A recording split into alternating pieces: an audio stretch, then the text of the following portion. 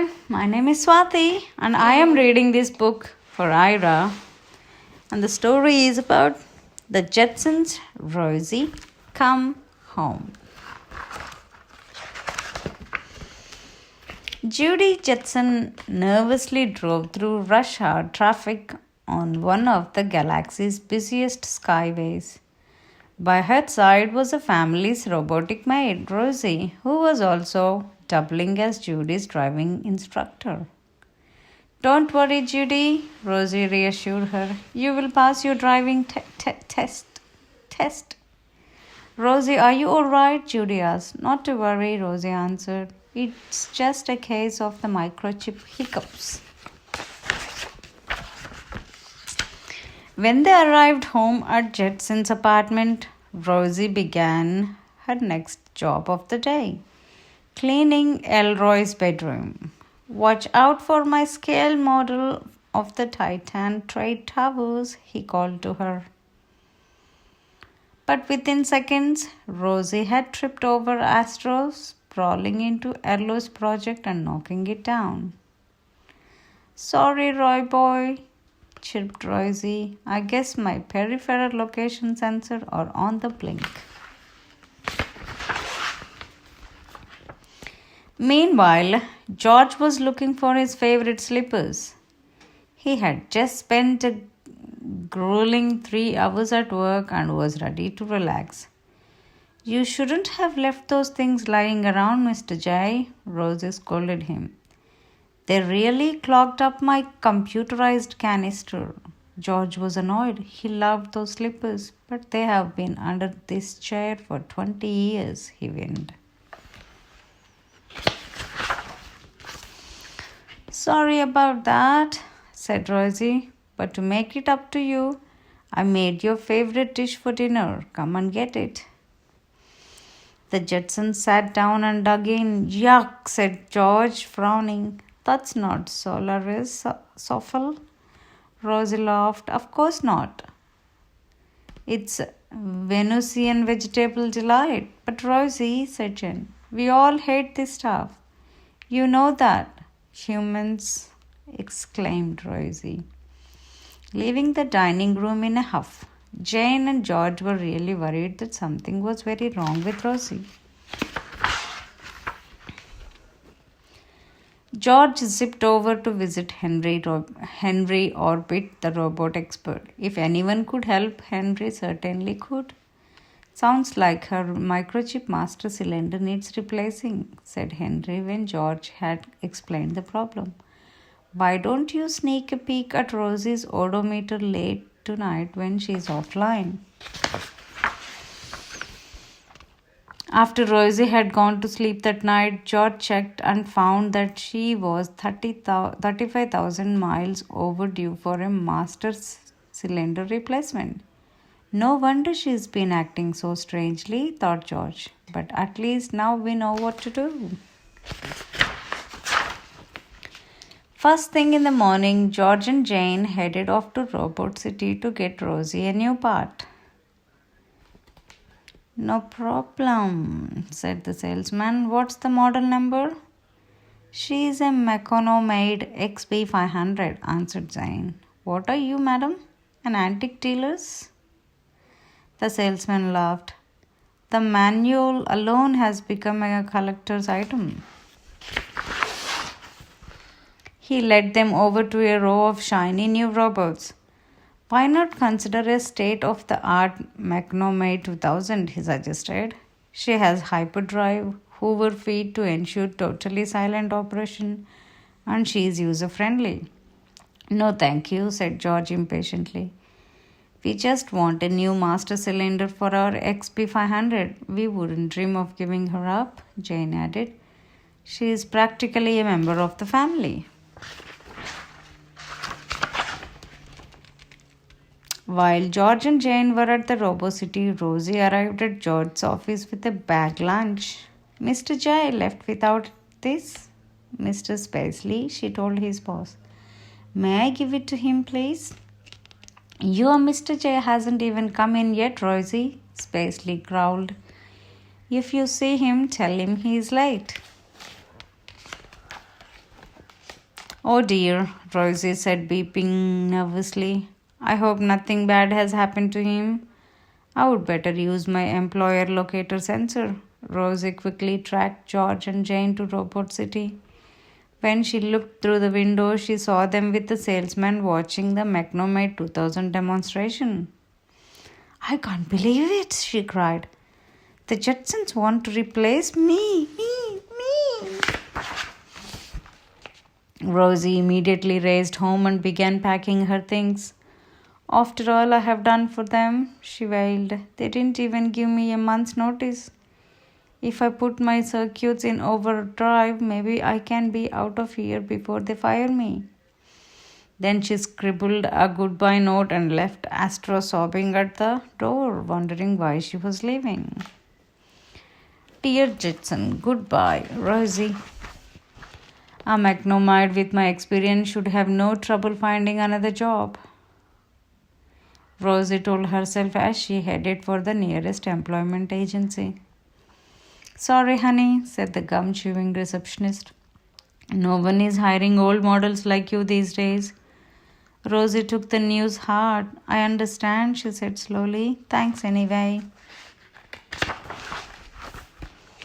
Finally, after applying for job after job, the owner of the high rise hired Rosie to wash windows. Remember, no glitches. I'll be watching your every move. The boss called as Rosie was hoisted up the side of the building, but Rosie's peripheral sensor went on the blink and she missed a dozen windows. You are fired, shouted the boss from the down below. Meanwhile, Jane had gotten Rosie's note and called George in a panic. Together they searched all of her favorite places, the Beta Bingo parlor, the Lubra coffee shop, but Rosie couldn't be found. Why would she think we were going to fire her? George wondered. Robots can be pretty unpredictable when their master cylinder act up, offered Henry Orpit, who had come over to help. Not knowing where else to turn, George and Jane drove to the police station to file a missing persons report. She was last seen wearing an apron, Jane told to the desk sergeant. The officer's mouth dropped open. No clothes? He asked curiously.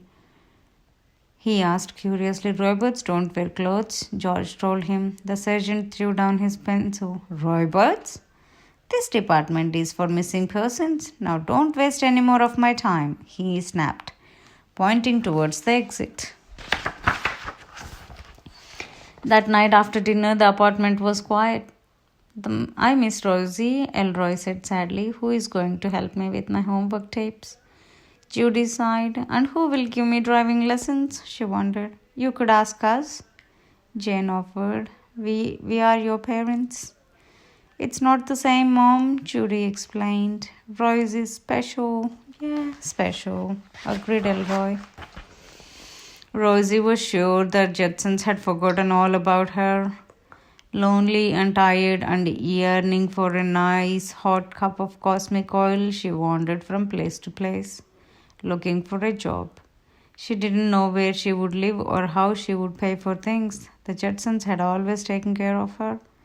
They are probably thrilled with their new 2000 model, she sadly told herself.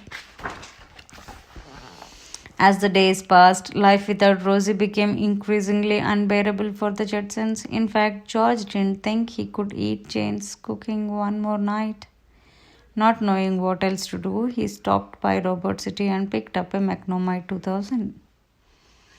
George, how could you? Jane said. Let's just try her out, pleaded George. The salesman said if we don't like her, we can send her back. Soon, the new super robot had completely taken over. To save on electricity, she turned off the power while George and Elroy were watching a baseball game. Then she said Astro was dirty and made him sleep outside. She even refused to make George's lunch. You don't need it, Jetson, she decided. You appear to be getting a little punchy. Mom, she is a digital dictator. Can we please put her offline? Judy begged.